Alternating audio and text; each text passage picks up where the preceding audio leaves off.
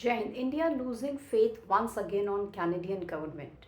Now this Canadian government has woken up again after months on this Nijjar killing.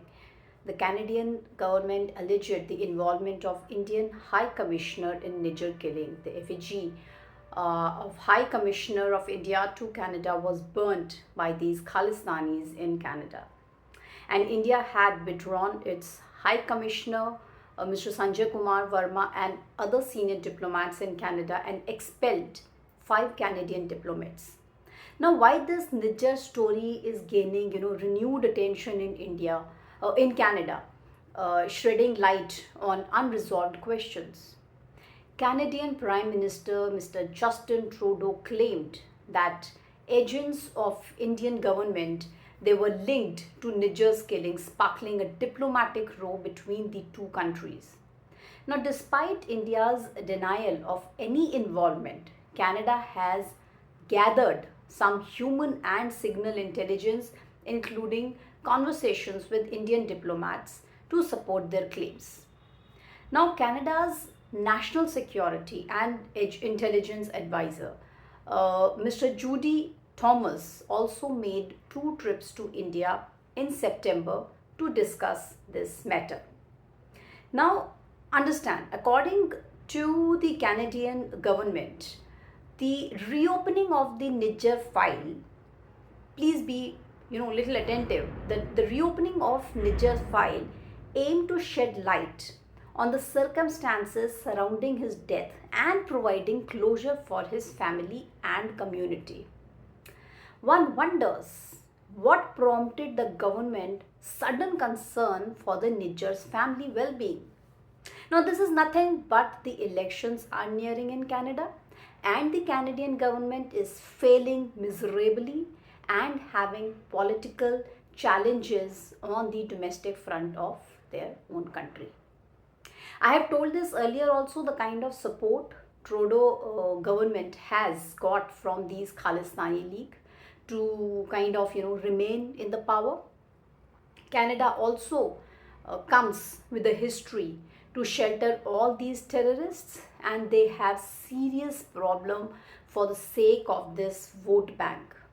Canada is known as Pakistan of West IMO, just like Pakistan is a home for terrorists. Canada is a luxurious place for these terrorists. Staying there, these Khalistanis have made links with America and the entire West, and Justin Trudeau is not able to protect his own nation from these terror groups. Now, let's understand the political consensus of this Canada. Since 2015, with the formation of Justin Trudeau government, there has been a practice of appeasing Sikhs for vote banks. Now, under Justin Trudeau, this product, Khalistani sentiment, has been used strategically, I would say, purely for electoral purpose.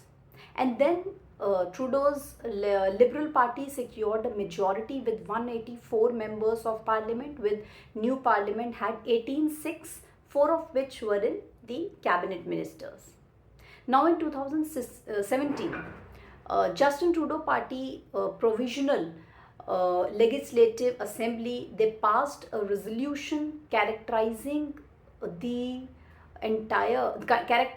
anti-Sikh riot of 1984 as an act of genocide.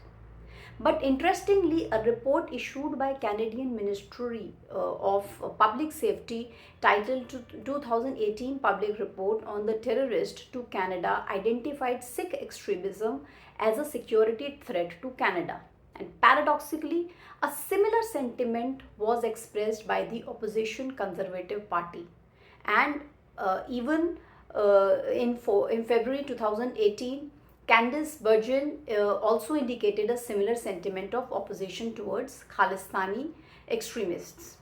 Now, this partnership has sparked controversy, especially considering the Khalistan movement's complex history and implications for Justin Trudeau's political career.